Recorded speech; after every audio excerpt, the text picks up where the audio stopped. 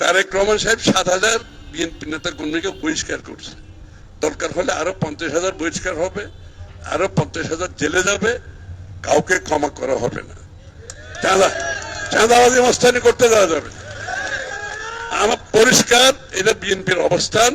চাঁদাবাজি মস্তানি যারা করে তারা দয়া করে বিএনপি চলে যান। আমাদের ভোট দিতে 50টা কমে গেলে অসুবিধা নেই, আল্লাহর ওয়াস্তে বিদায় হয়ে যান। আপনাদের কোনো জায়গায় নাই বিএনপি, তাই কিন্তু বলে দিতেছি পরিষ্কার করে, বিদায় হয়ে। চাঁদাবাজি, লুটপাট এবং জনগণের সম্পদ আত্মসাৎ করার চিন্তায় আছেন, তাদের জন্য এই বক্তব্যটা খুব ক্লিয়ারভাবে আমাদের নেতা কর্মীরা বলে দিয়েছেন যে যারা চাঁদাবাজি করতে চান তাদের দলে থাকার কোনো প্রয়োজন নাই। সুতরাং সাবধান হয়ে যান, কোনোভাবেই কোনো রকম চাঁদাবাজির ছাড় দেওয়া হবে না। এটা দল থেকেও দিবে না, প্রশাসনও দিবে না, জনগণও দিবে না। সুতরাং চাঁদাবাজির দিন শেষ। এবার আমরা গড়ব আমাদের স্বপ্নের বাংলাদেশ।